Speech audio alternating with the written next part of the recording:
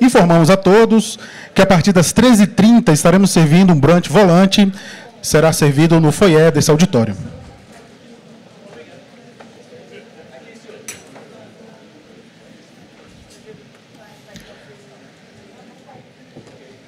Para a condução da mesa, tem a palavra o ministro Raul Araújo.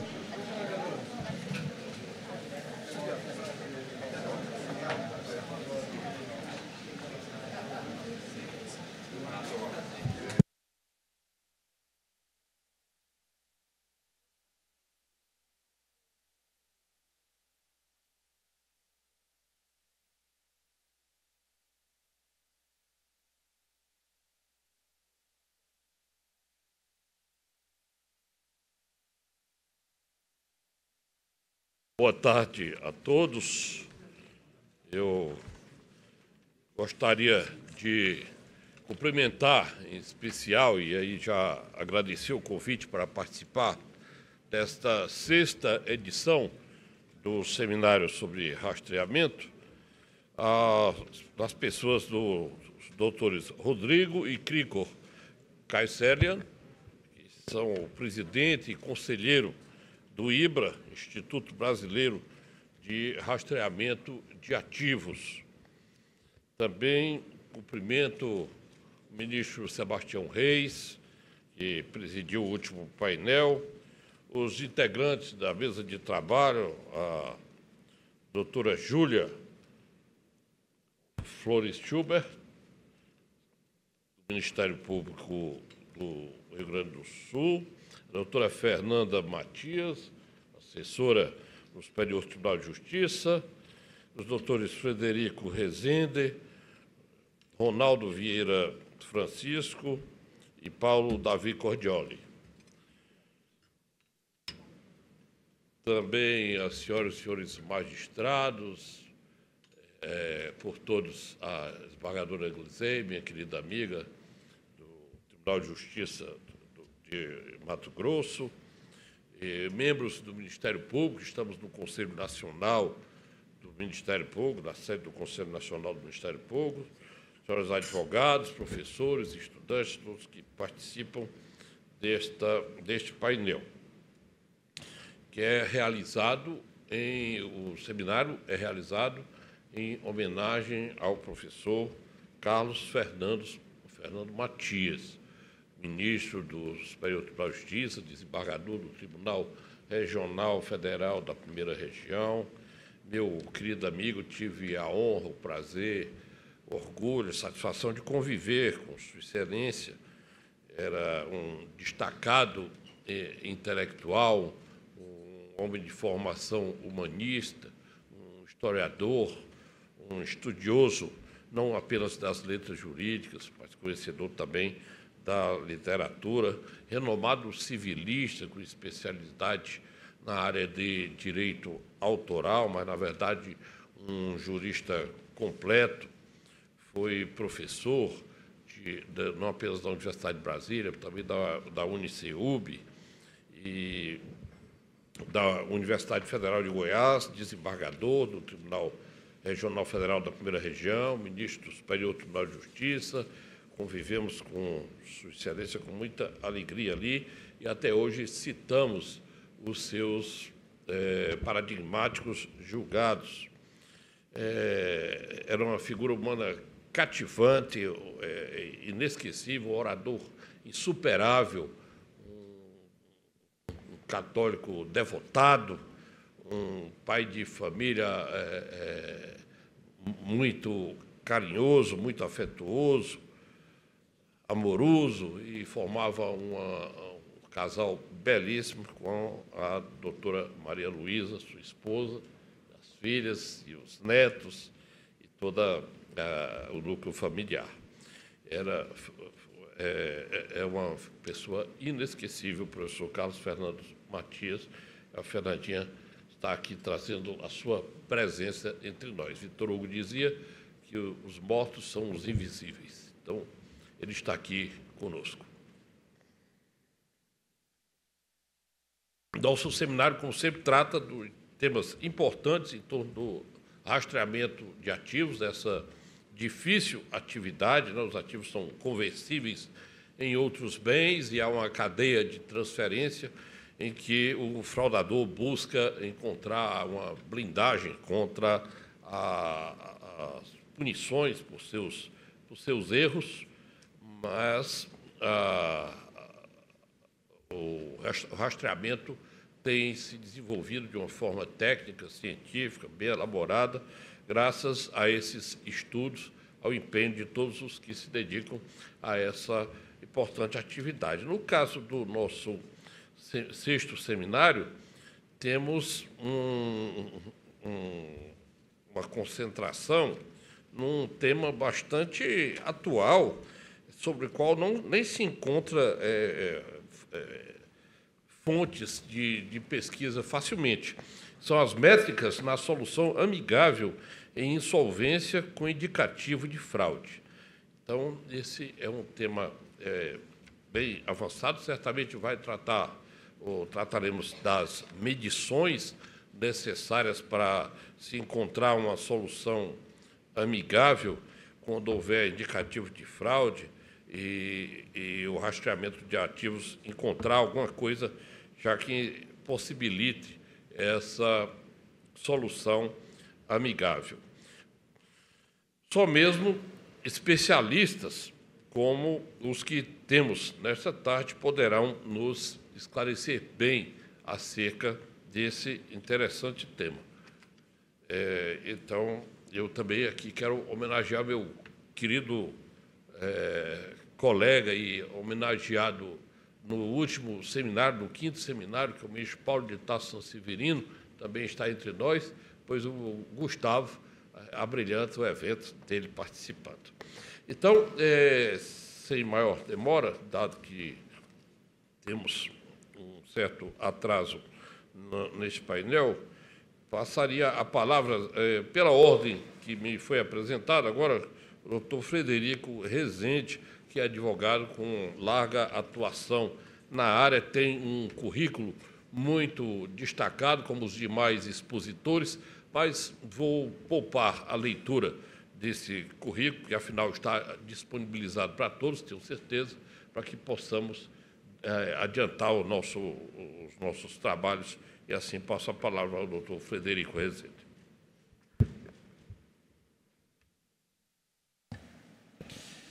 Obrigado, ministro Raul Araújo. É uma satisfação, um prazer estar aqui na casa do CNMP.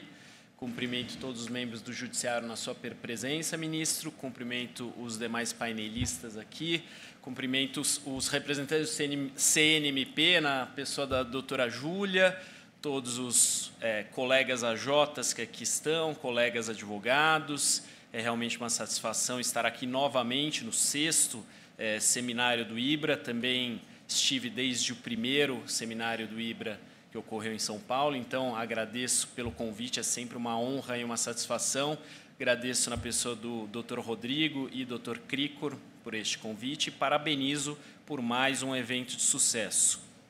Bom, senhores, é interessante, acredito que todos estão aqui desde o início acompanhando os painéis e existe um consenso entre todos os painelistas. A Lei 11.101, ela trouxe uma grande evolução para o cenário de insolvência, para o framework de insolvência nacional, principalmente no que diz respeito à recuperação judicial. É um consenso de que é um processo eminentemente negocial, como o professor Ivo acabou de mencionar, mas parece que esse sentimento ainda não atingiu todos os atores do processo no que diz respeito à falência. Todos que aqui estiveram entendem que é plenamente possível a celebração de mediação, de transações, também no âmbito da falência. E não há dúvida que a nossa lei permite isso.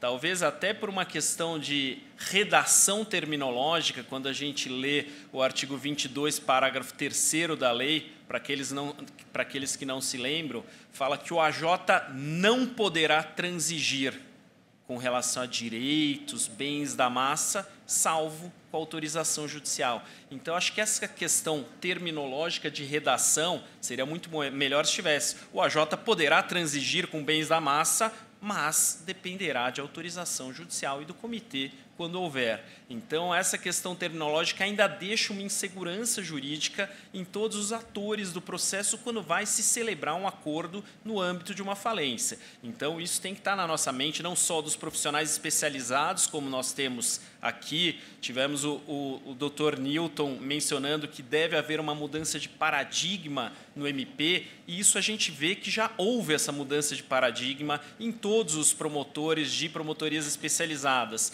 mas ainda parece que não houve a mudança de paradigma nos atores do processo, como credores, o próprio devedor, para que se celebre um acordo no âmbito de uma falência, uma mediação, uma transação, com segurança jurídica, com objetividade, com transparência, para que esse acordo não vá ser desafiado ad eternum nas mais diversas instâncias após a sua celebração.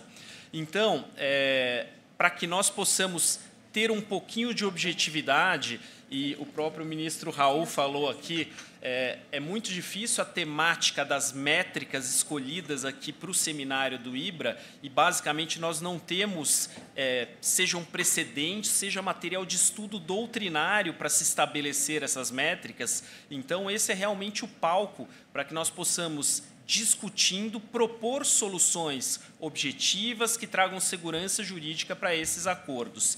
Eu acabei aqui trazendo claro que num cenário acadêmico e como proposta a lápis, um rascunho, para que todos possam refletir e talvez aplicar em processos e métricas que nós temos aplicado em processos que ainda não estão definitivamente julgados, que não estão homologados, como foi comentado aqui pelo o professor Rui Camilo, também no caso dele, é um acordo ainda não homologado. Mas eu estabeleceria 3 critérios, temos bastante tempo ainda, eu estabeleceria 3 critérios para que nós pudéssemos dar uma certa objetividade nessas transações ou nesses acordos a serem firmados em matéria de falência. Primeiro critério, duração e custo do processo. É possível, com objetividade, a gente estabelecer um fluxo do tempo do quanto duraria aquele processo com todos os recursos, se trata de um processo com repercussão transnacional, foi instaurado um processo estrangeiro numa outra jurisdição, qual o custo disso na linha do tempo, se esgotando todos os tipos de recursos e desafios que pudessem ter dessas decisões.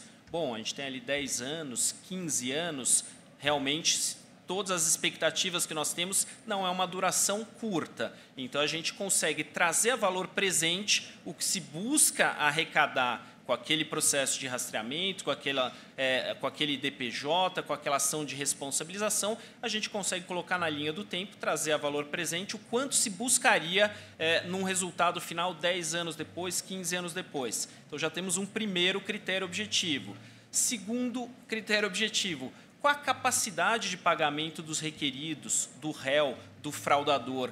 Porque existem fraudadores altamente competentes que, com o valor desviado, eles multiplicam o patrimônio. Então, o valor desviado é muito menor do que o patrimônio do fraudador. Mas nós também temos fraudadores extremamente incompetentes que desviam e, depois de toda uma análise feita pelos advogados, pelos rastreadores, não se encontra 1/10 do valor desviado. Então, se a gente tem 1/10 do valor desviado e já esgotou os mecanismos de busca desses ativos, a gente vai ter um valor menor como métrica para se fechar um acordo. E o último critério, que não é tão objetivo, o terceiro critério que não seria tão objetivo, que realmente é o mais difícil para se dar segurança jurídica a esse acordo, objetividade, transparência, é justamente quando a gente trata do mérito, seja da ação de responsabilidade, seja do IDPJ. O professor Rui Camilo comentou aqui, o grande problema do mérito dessas ações, do IDPJ, da ação de responsabilidade, é que sempre vai haver a incerteza. E quando há incerteza da decisão que será prolatada ao final, você não tem como criar uma métrica específica e objetiva para fazer a dosimetria daquele acordo, do quanto vai se flexibilizar para um lado, para o outro, vai ser uma decisão salomônica, 50% para um, 50% para outro.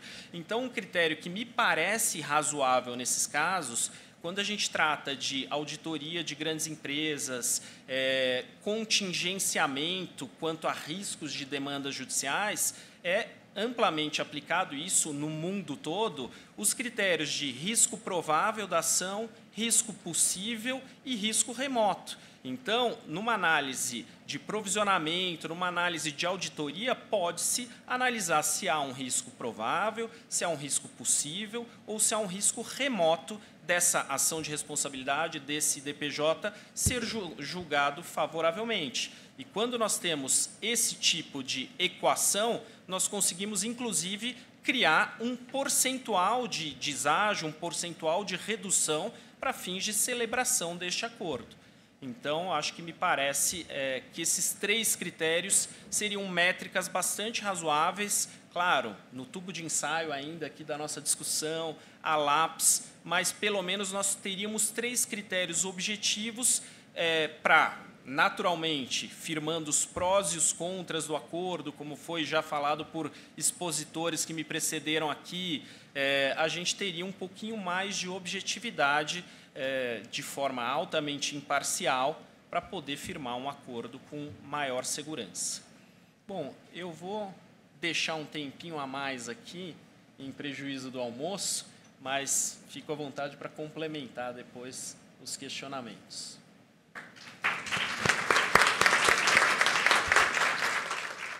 Agradeço ao doutor Frederico Rezende, que enfatizou a possibilidade, ou a necessidade até, de se encontrar fórmulas de acordo na falência e propõe como critérios para a métrica buscada nesses acordos, critério temporal, critério objetivo e também o critério meritório em torno das possibilidades de êxito na responsabilização do fraudador. Agora, ouviremos a doutora Júlia Flores Schutt, que é promotora de Justiça do Ministério Público do Estado do Rio Grande do Sul. Primeiramente, eu cumprimento a mesa na pessoa do ministro. É uma satisfação gigantesca estar aqui. Doutor Rodrigo, doutor Crico, que tive a oportunidade de conhecer pessoalmente na data de hoje. Tenho certeza que estou aqui muito mais pela minha atividade que já tive no combate à criminalidade organizada, na lavagem de dinheiro, do que propriamente do meu trabalho na área da insolvência. Mas tenho tido a oportunidade de aprender muito com um grupo não com o Fonaref, mas com o Fonampem, que é um grupo que o Ministério Público Brasileiro também tem, de promotores de justiça especializados na área, que também está buscando, dentro do que o Dr. Newton já teve a oportunidade de dizer, aprimorar a nossa atuação para ser, de fato, um ator dentro do cenário da insolvência que também contribua para essa resolutividade e para a conclusão de processos, tanto de recuperações judiciais quanto de falência. O senhor sabe, doutor Frederico, que a questão de métrica ela é muito difícil, e eu falo isso de uma pessoa que faz ANPPs, acordos de não persecução penal, quase que diariamente. E a gente, até mesmo dentro da Casa do Conselho Nacional do Ministério Público, a gente trabalha, de fato, cada dia mais buscando critérios, parâmetros, para a gente não ter soluções completamente divergentes para casos muito similares. Mas, especialmente voltando aqui para o nosso tema, e eu pretendo trabalhar em duas esferas, e primeiramente eu venho a partir de até um artigo que eu escrevi junto com a minha querida amiga Lívia Gavrioli, que buscou abordar o acordo de cooperação técnica recentemente firmado pelo CNJ com a Associação Brasileira de Criptoativos. Então, vou terminar depois buscando fomentar algum tipo de normativa relacionada à área de compliance, que é a minha área de estudo de mestrado e doutorado, mas nesse primeiro momento vou buscar festejar esse recente acordo firmado entre o Poder Judiciário e a Associação Brasileira de Criptomoedas. Por quê? Porque, de fato, a gente identifica que esse cenário dos criptoativos, cada vez mais, eles vêm nós, atores da justiça como um todo, acabamos por nos deparar cada dia mais com esse tipo de ativo que a gente enfrenta, não dificuldade diretamente com o rastreamento, que também é um problema, mas a gente segue tendo dificuldades, muitas vezes, com o bloqueio, e também, muitas vezes, com a repatriação desses ativos, muitos casos para falência e recuperação judicial, então para os processos de insolvência. Então, o nosso artigo, que recentemente foi publicado na Revista de Cidadania, ele deu conta de que esse acordo ele veio muito no mote de atender uma recente adesão que o Brasil teve com uma diretriz da OCDE que se chama Crypto Asset Reporting Framework, que basicamente dispõe que o Brasil, ao aderir a essa diretriz, ele se responsabiliza a ter esse intercâmbio de informações com demais países que também aderentes desse acordo, para fins de efetivamente a combater evasão fiscal, combater a lavagem de dinheiro e dar de fato transparência a transações desses criptos, né? Basicamente, né, como já foi salientado nas palestras anteriores, a gente sabe que a gente vive hoje num mundo sem fronteiras. Então, o intercâmbio de informações necessário para que a gente possa ter de fato, rigidez no sistema de justiça como um todo é excepcional e necessário e, portanto, há que se festejar esse recente acordo firmado. Não que seja, né, a resolução dos nossos problemas, mas, sem dúvida nenhuma, um pontapé inicial que merece ser celebrado e, por sua vez, divulgado, questionado, até porque, havendo, né, inquietação, a gente chega a evoluir determinados pensamentos. Então, é um acordo de cooperação técnica 133 de 2024, que traz, inclusive, além de fomentar a educação nesse cenário, traz possibilidade de intercâmbio de ofícios entre as exchanges e o Poder Judiciário, demandando as respectivas respostas para dar, de fato, a resposta necessária para a gente buscar esse rastreamento desses ativos que muitas vezes são, por que não, o todo de uma recuperação judicial, uma falência que precisa para pagar credores. E, é claro, né, eu não preciso citar, porque eu acredito que seja de conhecimento de todos aqui hoje, né, o caso recentemente julgado pelo Superior Tribunal de Justiça, ministro, do farol dos bitcoins, né, que acabou dando a competência para a vara da falência e não do crime, para fazer a arrecadação, o movimento desses criptoativos. Mas também posso trazer um caso que ainda está em âmbito de julgamento no Rio Grande do Sul, que talvez não seja de tamanha relevância, mas tem mais de 2 bi, né, de ativos, em criptoativos, que estão atualmente fora do país e havendo uma séria dificuldade para essa repatriação, até mesmo por divergência entre a competência tanto da vara de insolvência quanto da vara criminal. Então, esse acordo ele merece ser festejado, mas ele também não vai ser a resolução dos nossos problemas, ele merece ser trabalhado e aprimorado.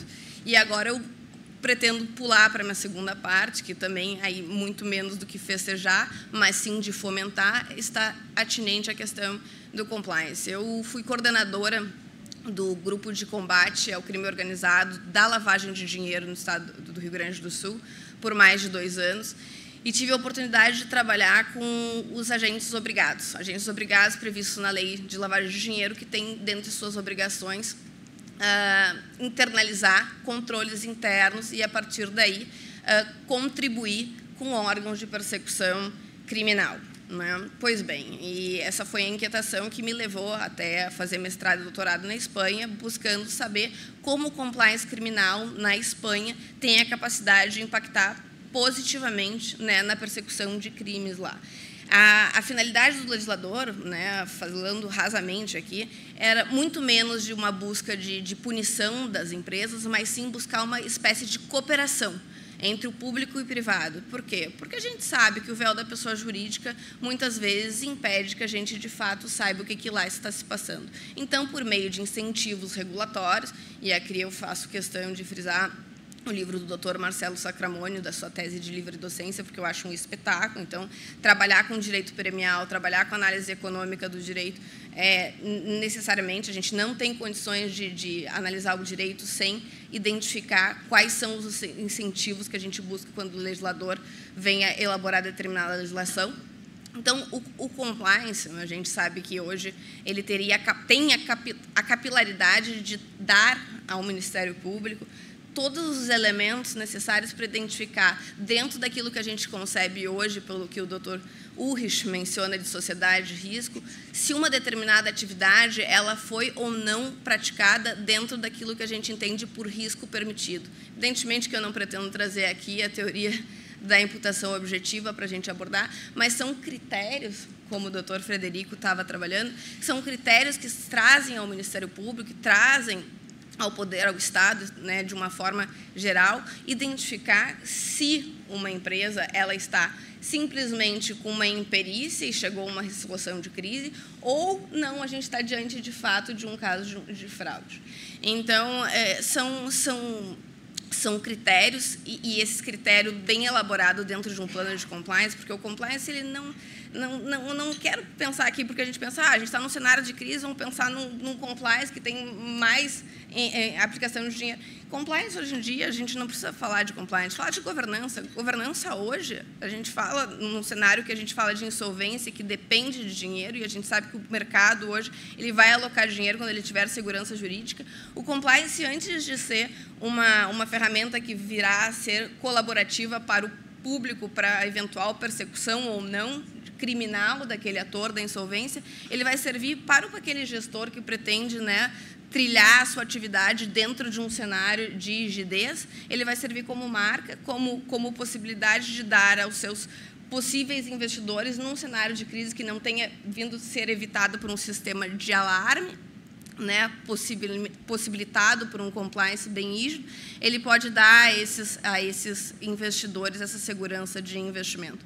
Então, dentro desse cenário e trazendo, claro, essa ideia de globalismo, por que não beber? E esse é, inclusive, o nome do livro que eu recentemente publiquei. Por que não a gente pensar em incentivos regulatórios voltados para dar ao gestor, dar ao administrador, dar ao controlador incentivos legislativos para que ele aplique o compliance, não para evitar notoriamente, né, uma punição, mas dar ao poder público, dar ao Ministério Público, aí nas lentes do Ministério Público, instrumentos para identificar se ele atuou dentro daquilo que se entende por risco permitido ou não, ele ultrapassou aquela barreira e aí sim merece uma determinada reprimenda. Então, fica aqui meu agradecimento pelo tempo, espero não ter esgotado tanto a minha fala. Obrigada.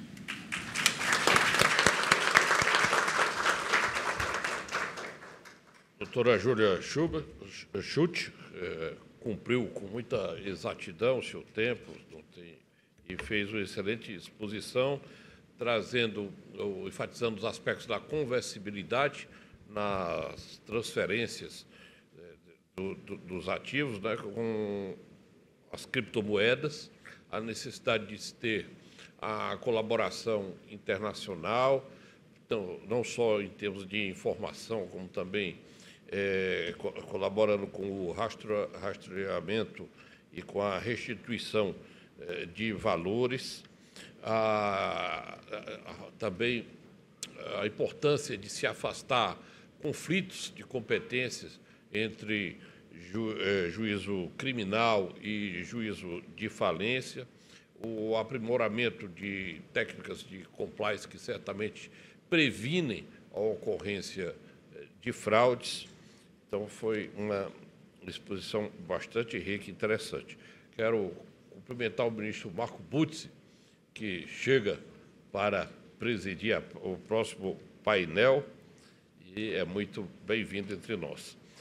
Na sequência, teremos o doutor Ronaldo Vieira Francisco, com sua explanação, promotor de justiça do Ministério Público do Estado do Mato Grosso do Sul, e nos estará, então, a sua explanação. Muito obrigado, ministro, pelo uso da palavra. Quero cumprimentar o senhor e manifestar uma honra de estar sentado aqui ao lado, nesse brilhante evento. Cumprimentar o ministro Marco Buzzi, que aqui chega para abrilhantar esse evento. Quero cumprimentar também aqui o Rodrigo e também o Cricor, do IBRA, pelo convite que me foi feito aqui para participar desse evento. Também cumprimento o vice-presidente do IBRA, Rodrigo Rocha, aqui presente. Cumprimento meus colegas de mesa, aqui todos, cumprimento a Júlia, em nome de quem cumprimento os colegas promotores de justiça, Eronides, Newton, que aqui abrilhantam também esse evento. Cumprimento especialmente a Fernanda Matias, o evento em homenagem ao professor Carlos Fernando Matias. É uma honra estar participando nesse terceiro painel com a doutora, e que muito abrilhante esse evento em homenagem ao professor, que certamente deixou seus ensinamentos, e aqui, com a palavra de todos, eu não tive a oportunidade de conhecê-lo, mas vejo que quem esteve com ele só traz menções positivas. Isso é muito salutar. Meus parabéns. Eu quero cumprimentar também o Paulo, o doutor Paulo aqui presente também, e já vou passar aqui a minha explanação.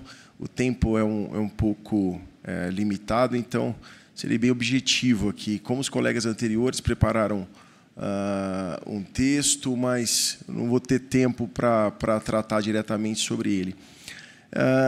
O que me parece aqui importante neste evento, senhor ministro Raul Araújo, é trazer aqui aos presentes, aos colegas,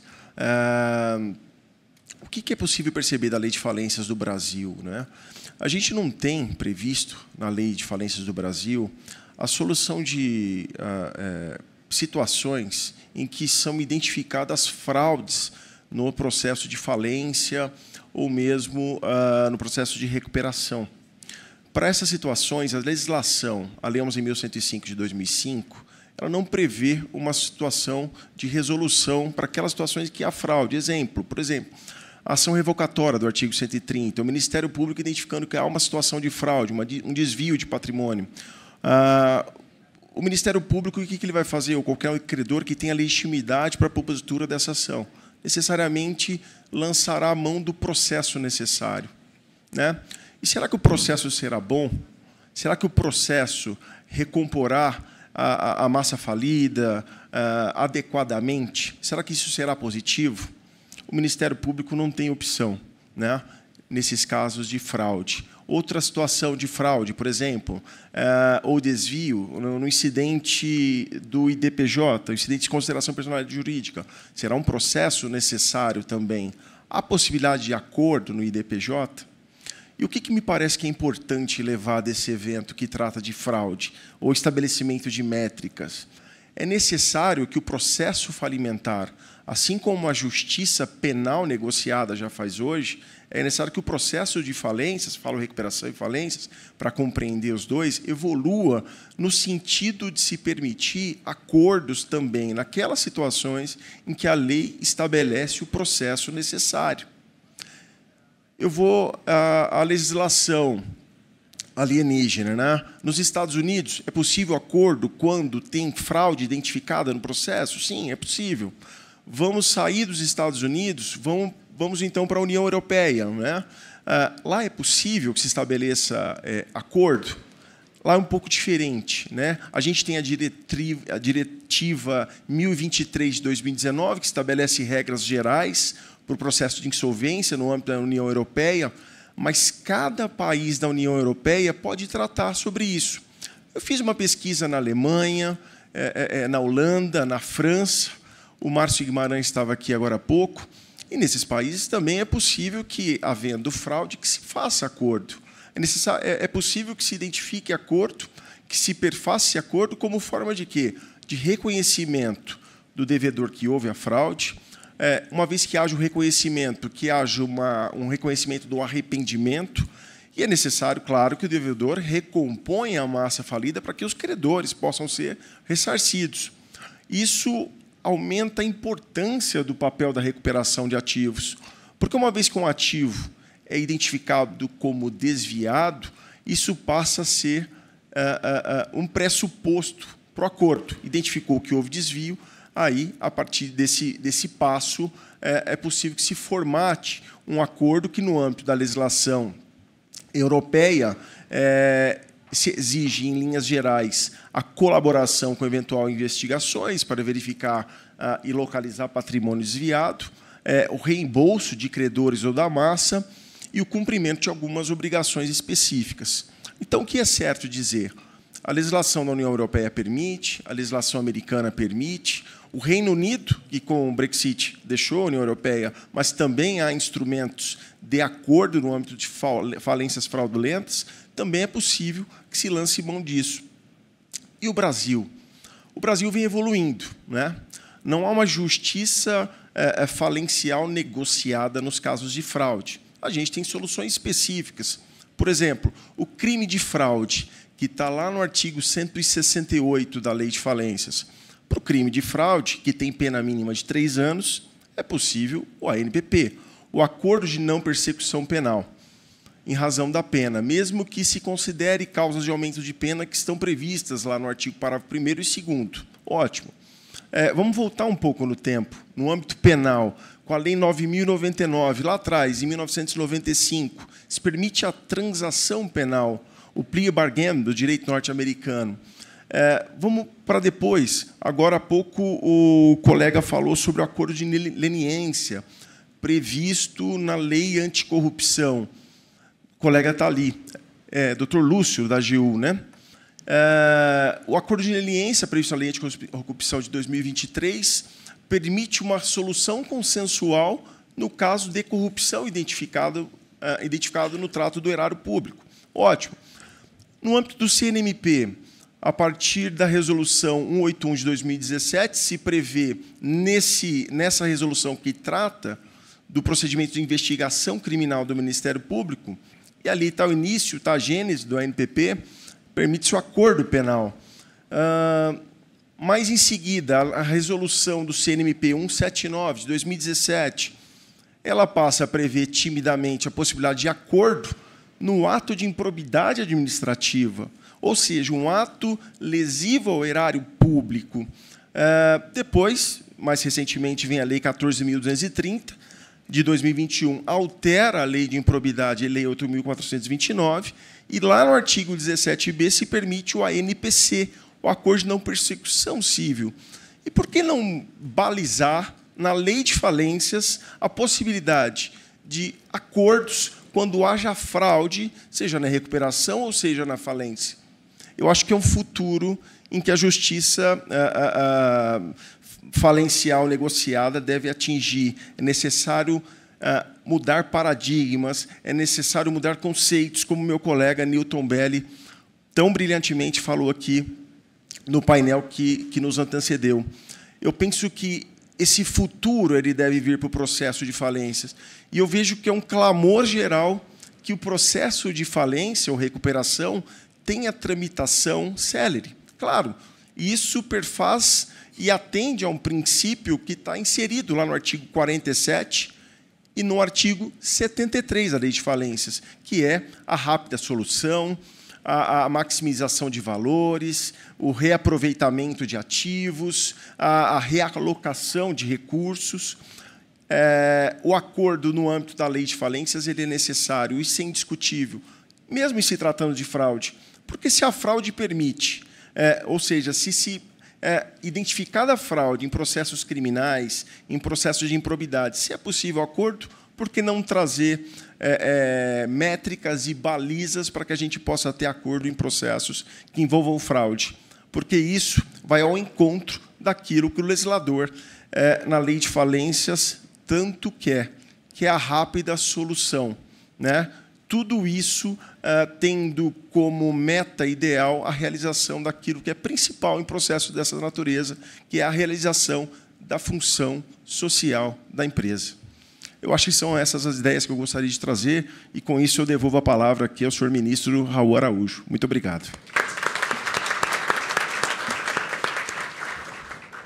Agradeço ao doutor Ronaldo Francisco, que trouxe, em sua explanação, os aspectos de necessidade negocial nos processos incidentais, a falência e a recuperação judicial, mas com preocupação dentro da técnica de direito penal, daquilo que o direito penal permita, enfatizando também a necessidade, salientando a necessidade de o direito falencial caminhar e aprofundar a perspectiva negocial para imprimir maior celeridade e modernidade a esses procedimentos.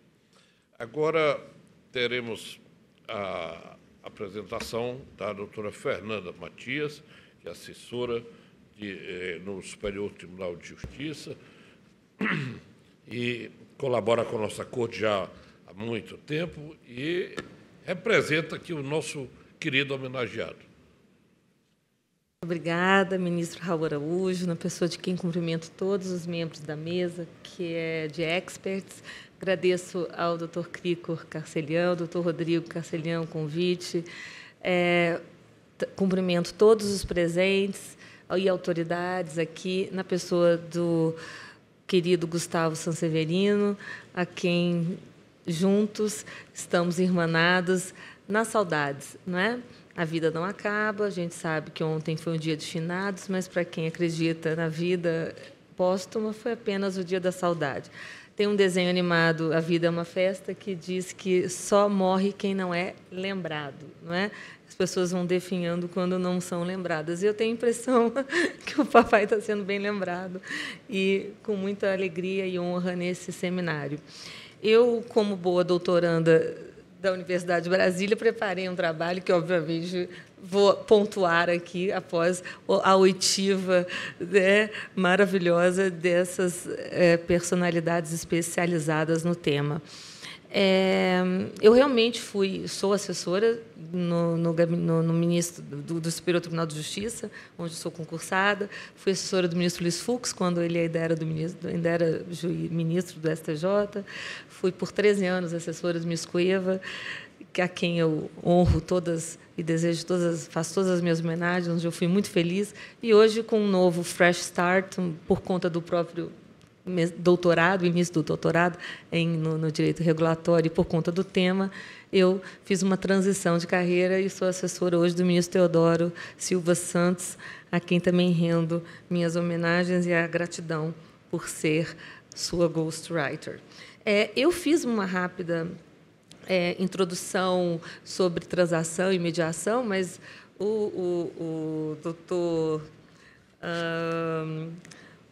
Frederico, foi o doutor Frederico, ele me quebrou já as pernas, porque eu fiz apenas o contexto internacional, que no direito comparado nós temos a transação administrativa francesa, de uma longa tradição, inclusive para resolver questões patrimoniais com base no direito comum, onde se encontra a falência, a concordata antiga e a recuperação. Na Alemanha, é uma forma também tipificada em contrato público, que mostra grande flexibilidade para resolver disputas sem a intervenção judicial. Na Espanha, onde a querida professora Júlia fez o seu doutorado, a transação, não é? Que combina elementos de direito comum com o direito administrativo, e isso tudo permitindo que as disputas sejam resolvidas até mesmo quando há um caráter público, e a falência ela transita ela é privada, mas ao mesmo tempo, obviamente, ela tem um viés público.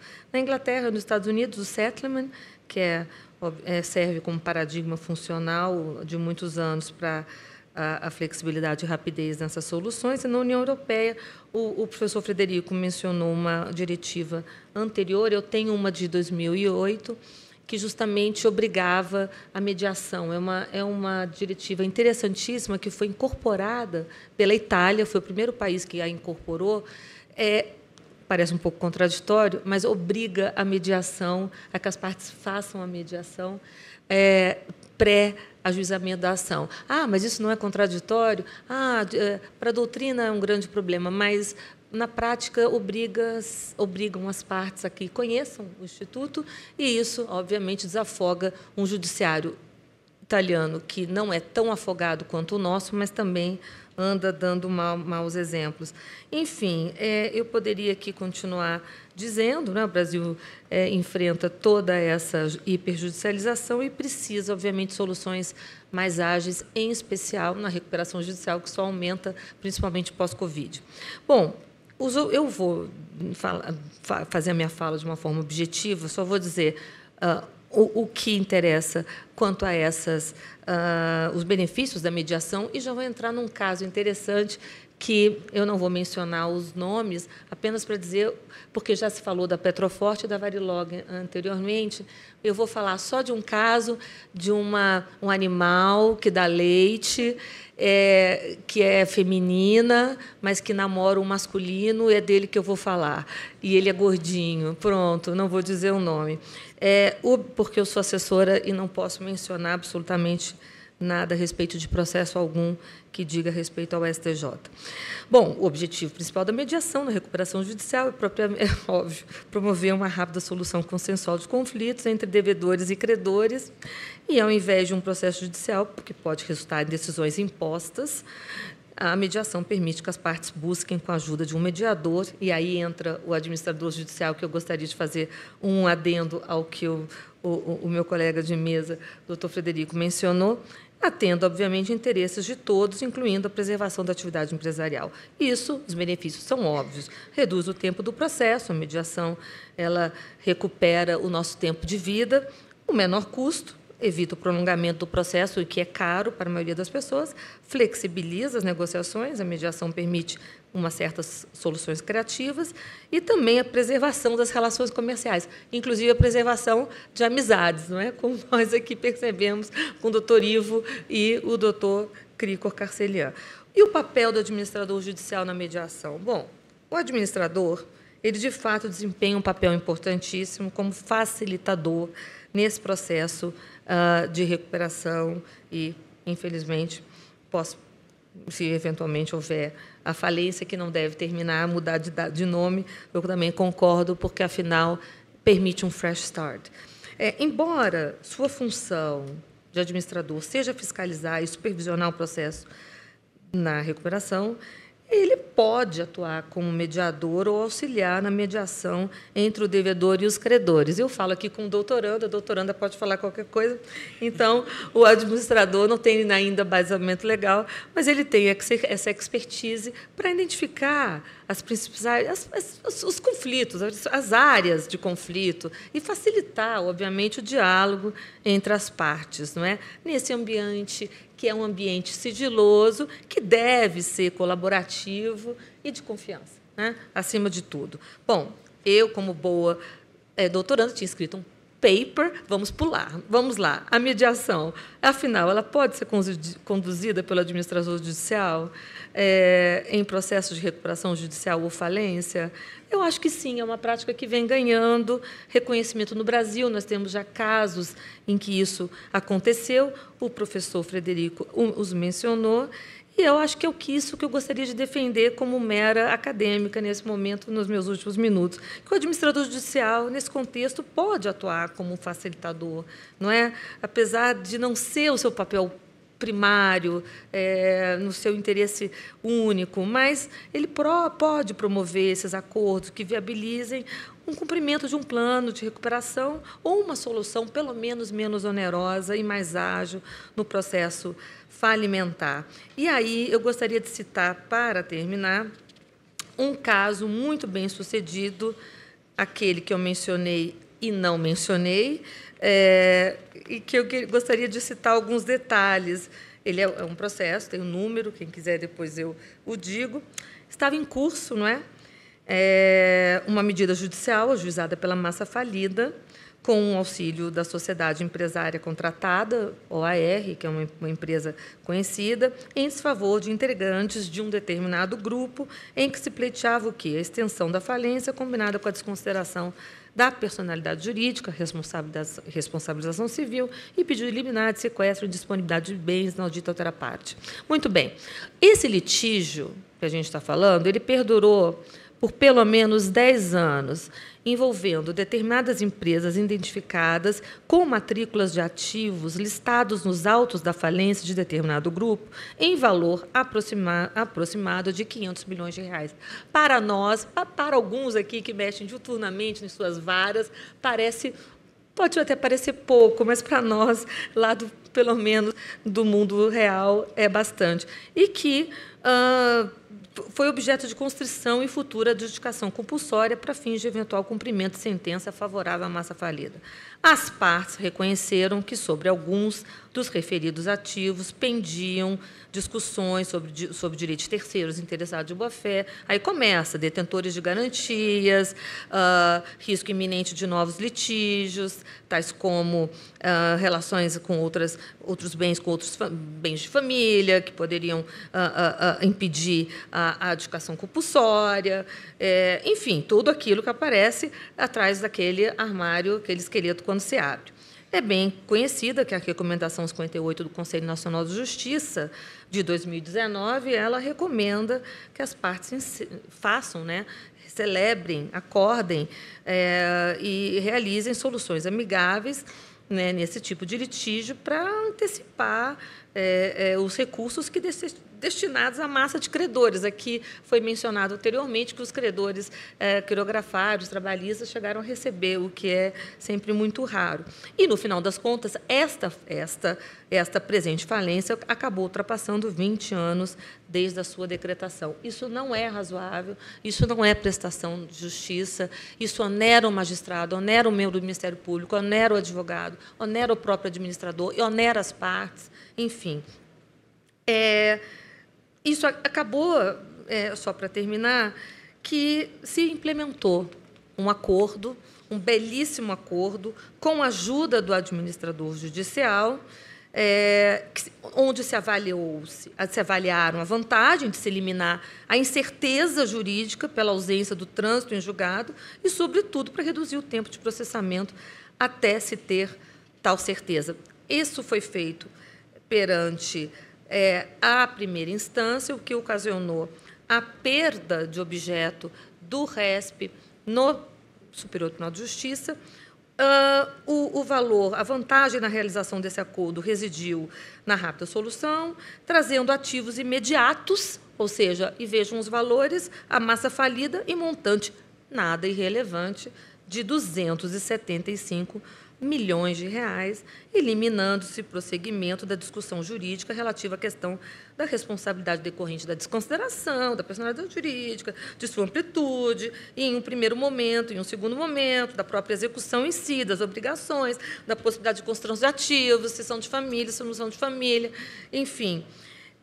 Eu penso que esse caso é emblemático, merece ser divulgado, ainda que, no meu caso, a título de academia, sem mencionar grandes, reiterando-se que a realização de acordo entre as partes mostra-se sempre a melhor solução para a controvérsia, atendendo o melhor interesse. Eu quero fazer uma homenagem, só para terminar, ao professor, e eu termino já, meu tempo já terminou, ao professor Keith Oliver, que aqui está, porque ele fez uma menção muito interessante a que a gente não desista dos nossos sonhos, não é?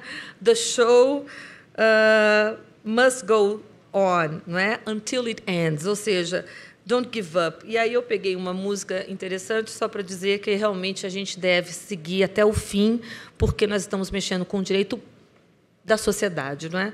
Never give you up, never let you down, never gonna turn around and desert you. Never gonna make you cry, never say goodbye, never gonna tell a lie and hurt you. Vamos tentar fazer com que os processos sejam cada dia mais céleres, mais honestos, mais transparentes, e porque a mentira é perna curta e, no final das contas, a gente volta para o mesmo lugar, para a mesma vara, para o mesmo lugar.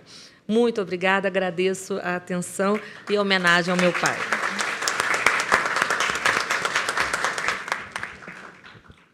Agradeço a doutora Fernanda Matias, explanou sobre a transação e a mediação, primeiramente no campo do direito comparado, mostrando ser uma tendência mundial,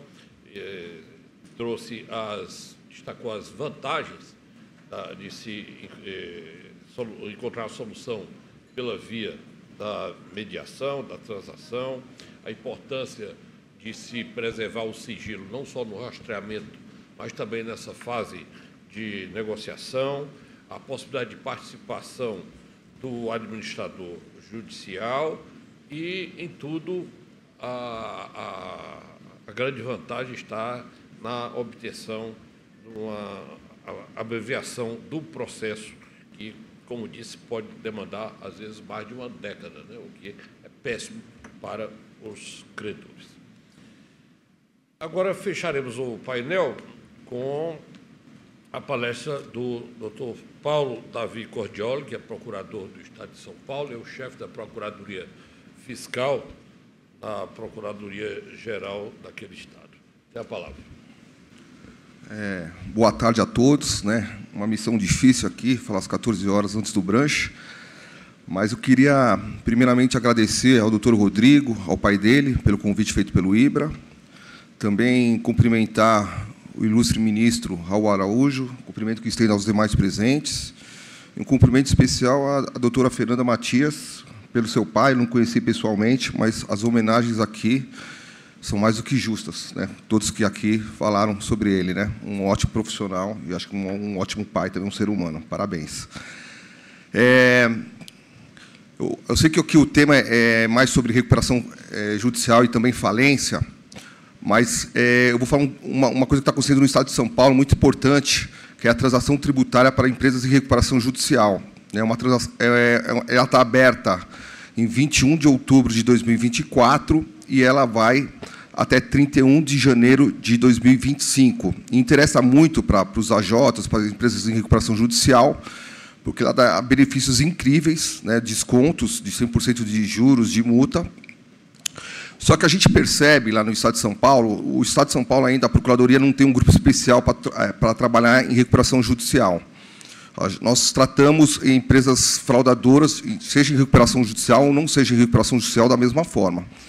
Para isso, foi criado, em 2016, um grupo especial, chamado GAERFES, Grupo de Atuação Especial para a Recuperação de Ativos. E lá foi pensado que seria necessário tomar medidas diferentes das ordinárias para que empresas fraudadoras, estejam ou não em recuperação judicial, busquem a conformidade fiscal, certo?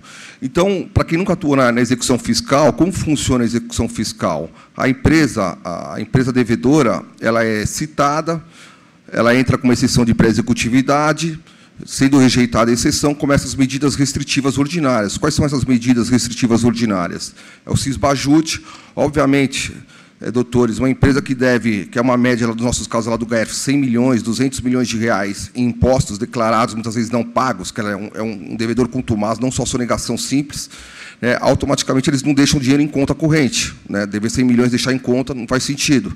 Buscamos a outra medida ordinária, qual que seja, buscar veículos daquela empresa, a busca de ativos. Obviamente, a Ferrari, a Porsche, daquele grupo, não vai estar na empresa devedora, vai estar em empresas patrimoniais, em holdings. Qual outra medida que nós fazemos de forma ordinária? Busca de imóveis. Obviamente, mesmo sentido, uma empresa que deve 100, 200 milhões, às vezes 1 bilhão, não vai deixar seu parque fabril no nome da empresa operacional. Essas são as medidas ordinárias. E o outro lado, o fraudador sabe que a Procuradoria do Estado de São Paulo trabalha nessa sequência.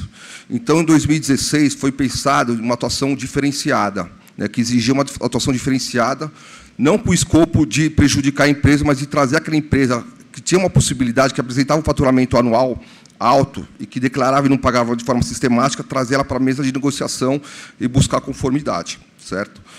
Então, a partir de 2016, foi criado esse grupo, tipo um GAEC no Ministério Público, foi criado na Procuradoria-Geral do Estado de São Paulo, o GAERFES, da qual eu faço parte desde 2017.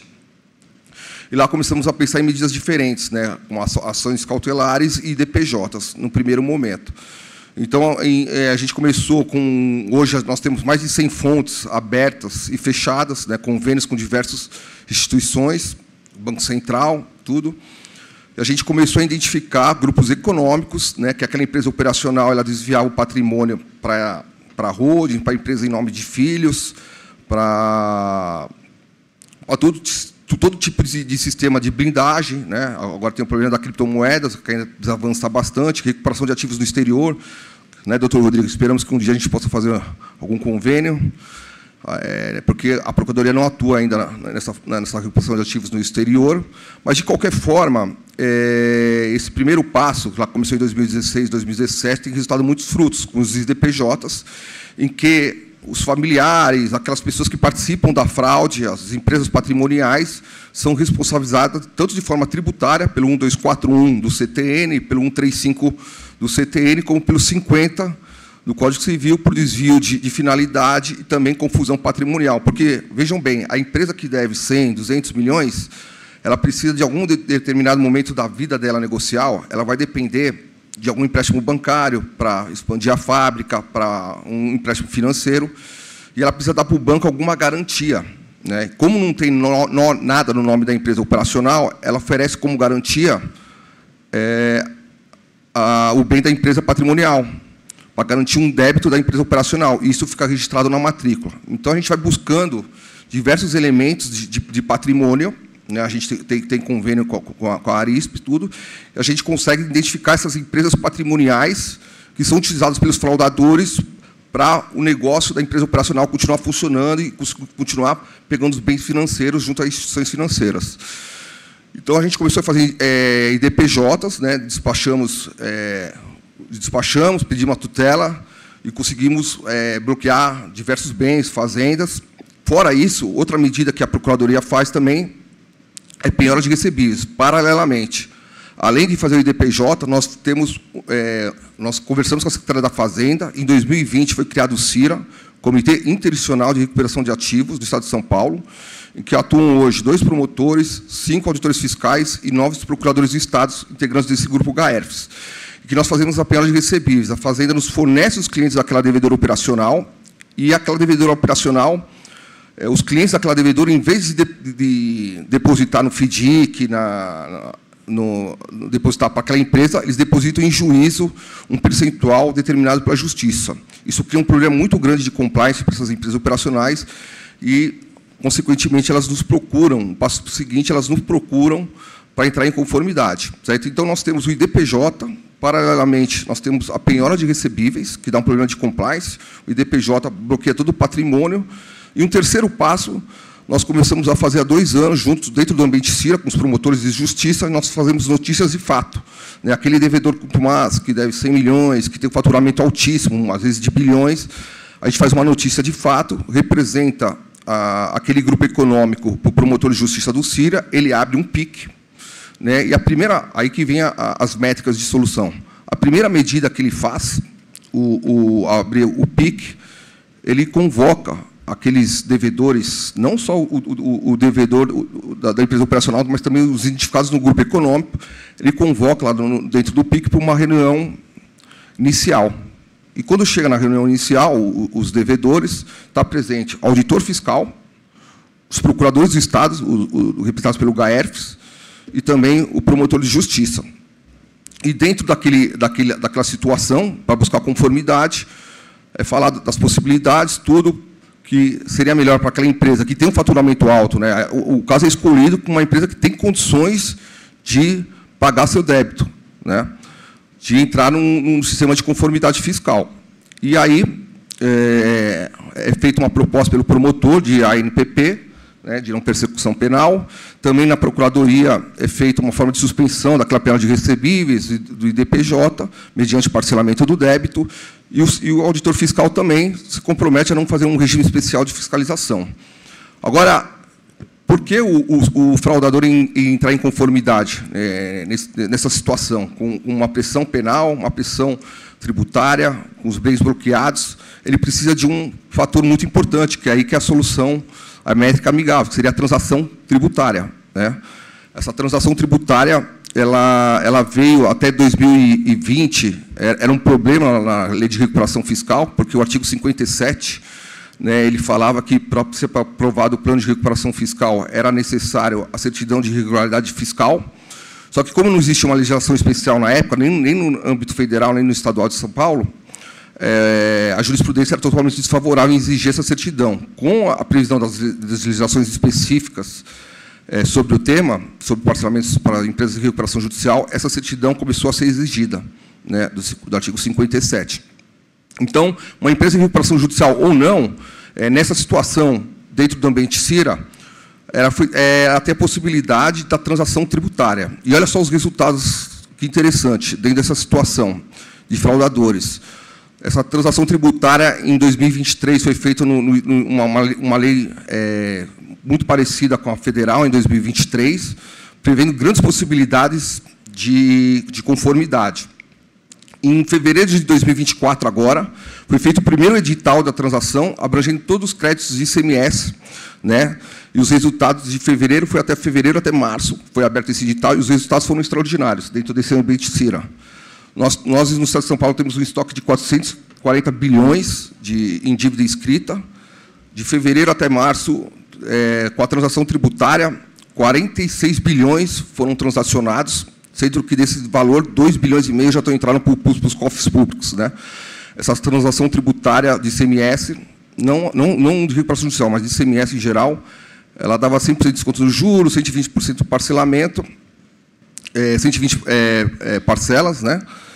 E também redução dos honorários e entrada de 5%. Numa evolução, falando aqui do nosso tema, que é recuperação judicial, foi aberta agora, como comecei no início aqui da exposição, foi aberto o edital 3, no Estado de São Paulo, em que a empresa em recuperação judicial pode parcelar o débito em 145 vezes, sem entrada, sem garantia, até triste dizer, sem honorários, né? Tem uma DIN discutindo isso aí, né? Sem honorários.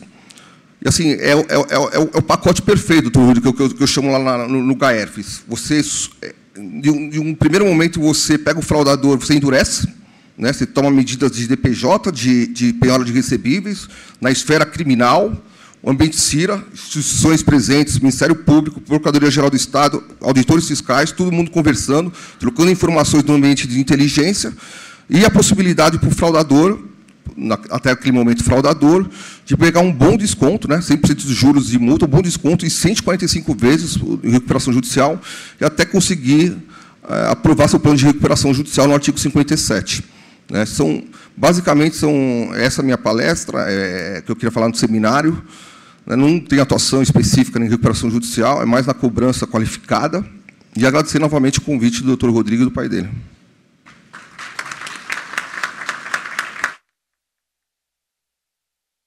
Dr. Paulo Davi Cordioli, que explanou sobre os aspectos práticos empregados pela Procuradoria Fiscal do Estado de São Paulo, na busca de resgate dos créditos tributários, normalmente provenientes de ICMS, as técnicas ali empregadas, nas execuções fiscais, naturalmente, com a identificação da empresa patrimonial vinculada à empresa operacional devedora, para se buscar, então, no incidente de desconsideração da personalidade jurídica, encontrar os bens da empresa patrimonial, de modo que respondam por aqueles da empresa operacional, a possibilidade de transação tributária com base em lei estadual que assegura um parcelamento por um prazo até superior ao da legislação federal, porque aí já alcança mais de 10 anos, né? Mas 145 vezes o parcelamento. Então, é uma experiência do Estado mais importante da Federação e, naturalmente, serve de roteiro, de um rumo adequado para outras procuradorias fiscais. Com isso, podemos encerrar o nosso painel. Reitero os agradecimentos aos brilhantes expositores que trouxeram suas visões instigantes acerca do tema, e também quero voltar a agradecer ao Rodrigo, ao Dr. Crico, pelo amável convite que sempre nos faz o Instituto Brasileiro de Rastreamento de Ativos. A família Caicélia está muito vinculada a essa experiência, e o direito brasileiro tem evoluído muito graças às suas contribuições. Muito obrigado.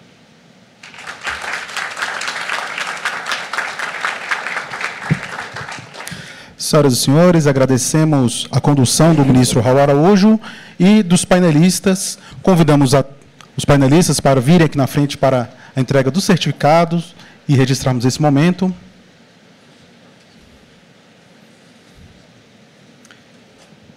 Informamos a todos os participantes que teremos 15 minutos de intervalo. Dentro de 15 minutos, retornamos e daremos sequência ao nosso seminário.